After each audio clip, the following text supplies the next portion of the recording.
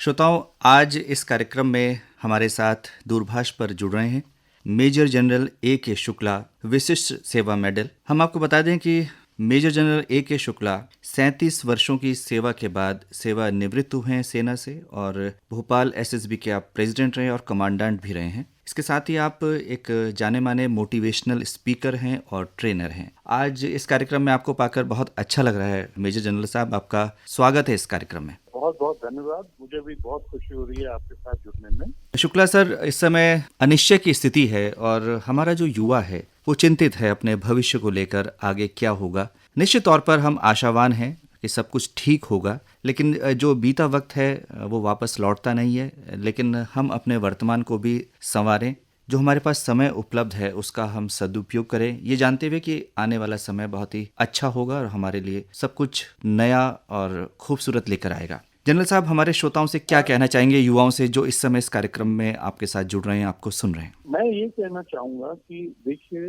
Army में हमारे को एक चीज बहुत अच्छी सिखाई है और वो ये है कि जिंदगी में किसी भी चीज, कोई भी अगर एक जो परिस्थिति ऐसी आए जो कि आपके मुताबिक ना हो और उस परिस्थिति को भी आपने अपनाना है और उसमें से अच्छी चीजें निकालनी है और उस परिस्थिति के बाद एक ऐसा माहौल पैदा करना जिससे आपको उस परिस्थिति का सबसे अच्छा उपयोग करते हुए आगे आने वाली परिस्थितियां अच्छी हो जाएं, वो सिखाया जाता है। और मैं ये कहता हूँ कि ये जो अभी लॉकडाउन का पीरियड आया है, कोरोना वायरस का पीरियड आया है, शायद ये भगवान की तरफ से हमको एक बहुत सुनहरा मौका मिला है कि हम अपनी जिंदगी को फिर से समझें, हमारी जो खामियां हैं उसको समझें, एक थोड़ा सा अपना पॉज दें, यानी मतलब एक थोड़ा सा विराम लें, अपने आप को समझें और अपने आप को फिर से बलवान बनाएं, ताकि हम आगे आने वाले समय में और भी अच्छे तरीके से उभरे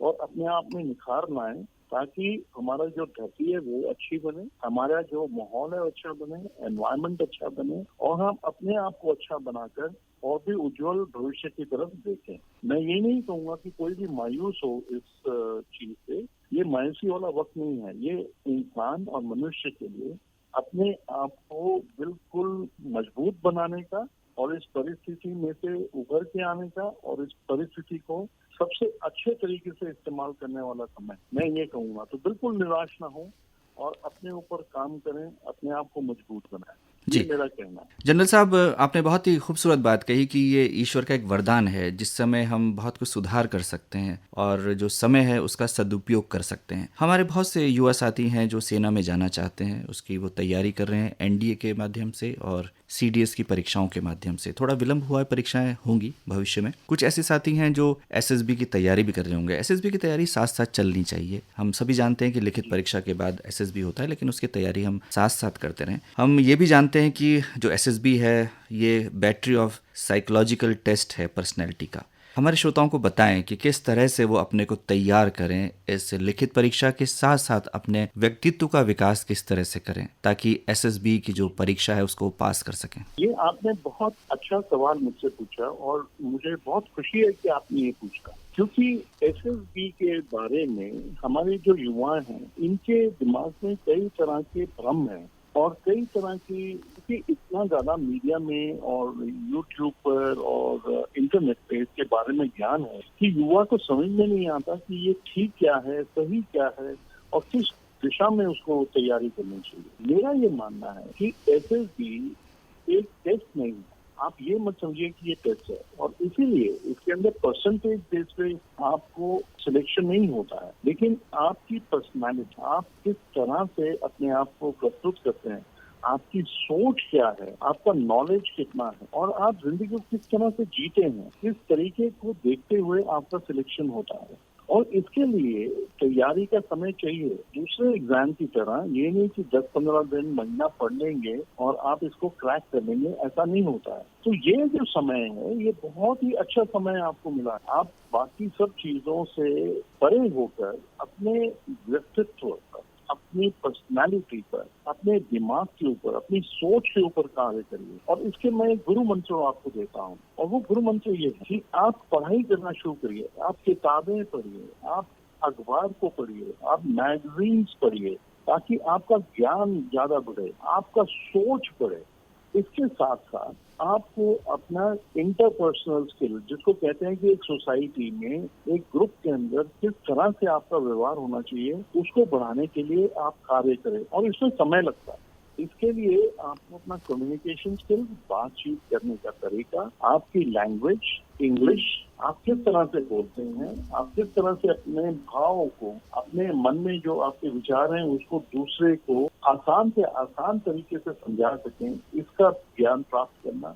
फिजिकल फिटनेस को ठीक करना आपने सबसे जरूरी है। अपने आपको फिजिकली फिट रखना है, क्योंकि अगर आप फिजिकली फिट होंगे तो आपका दिमाग मजबूत होगा। और आपको मैं ये बताना चाहता हूँ कि जो फिजिकली फिट होता है, जो फिजिकल फिटनेस पे काम करता है, उसके दिमाग में हार्मोन्स पैदा होते हैं जो कि खुशी देते हैं आपको। और इस समय आपके दिमाग की खुराक जरूरी है। तो घर में आप एक्सरसाइज करिए। अब मुझे पता है आप बाहर नहीं जा सकते, लेकिन घर में व्यायाम करने के तरीके बहुत, आप इनको करिए। तो ओवरऑल पर्सनालिटी डेवलपमेंट जो है ये काफी टाइम लेता है, और ये आपको एक भगवान ने टाइम दिया है, अपने आप को इम्प्रूव करिए, ये मैं कहना चाहता हूँ। शुक्ला साहब, हम सभी जानते हैं कि ये जो परीक्षा है एसएसबी पात्रता जांचने की एक विधि है कि कमीशन पाने के लिए आप उपयुक्त हैं कि नहीं। हम भी जब लोगों से मिलते हैं तो लोग कहते हैं कि हम 4 बार एसएसबी देकर आए, कोई 2 बार, कोई 3 बार। वो क्या चीज़ है जो एसएसबी में देखी जाती है, वो OLQs जिन्हें कहते हैं हम, ऑफिसर लाइक क्वालिटीज़, थोड़ा हमारे श्रोताओं को बताएं जो इस कार्यक्रम को सुन रहे हैं और जानना चाहते हैं। मैं आपको ये बताना चाहता हूँ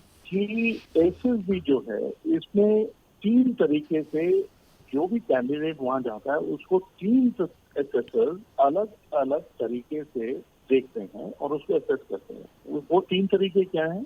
आपने कहा भी, एक साइकोलॉजिकल टेस्ट होता है जिसमें आपको बैटरी ऑफ टेस्ट दिया जाता है और आपकी साइकोलॉजी को चेक किया जाता है। दूसरा होता है एक GTO टेस्ट, यानी कि ग्रुप टेस्टिंग ऑफिसर के द्वारा आपके ग्रुप के अंदर आप किस तरह से व्यवहार करते हैं उसको चेक किया जाता है। और तीसरा है एक पर्सनल इंटरव्यू होती है जो कि 45 मिनट से लेके 1 घंटे की होती है, और इस इंटरव्यू के दौरान वो आपकी फिर से OLQ चेक करता है। अब आपने कहा ये OLQ क्या है? ये 15 ऑफिसर लाइक क्वालिटीज हैं। इनको 4 फैक्टर्स में बांटा गया है। पहला फैक्टर होता है जो कि दिमागी तौर पे होता है, मतलब वो ब्रेन के साथ रिलेटेड है। उसमें आता है effective intelligence, reasoning ability, organizational ability और पावर ऑफ एक्सप्रेशन। मैं एक साधारण तरीके से समझाना चाहता हूँ। बेसिकली एसएसबी में ये देखा जाता है कि आपने पढ़ाई तो बहुत कर ली, आपने ज्ञान बहुत ले लिया है, लेकिन क्या ये ज्ञान को आप इस्तेमाल करते हुए प्रॉब्लम को सॉल्व कर सकते हैं कि नहीं? और इसी को कहते हैं इफेक्टिव इंटेलिजेंस। और रीजनिंग एबिलिटी होती है कि आपके अंदर कितनी क्षमता है कि कोई भी चीज आपके सामने आए तो आप उसको अपना दिमाग का इस्तेमाल करते हुए, लॉजिक का इस्तेमाल करते हुए आप उस चीज को समझें और उसका ठोस एक सोल्यूशन निकालें, इसको देखा जाता है। और ऑर्गेनाइजिंग एबिलिटी जो है उसमें ये है कि आपका बेसिकली जो भी आपके पास सामान है, जो भी आपके रिसोर्सेज हैं, क्या आप उसको इस्तेमाल करते हुए क्या एक ऑब्जेक्टिव की तरफ या आपके जो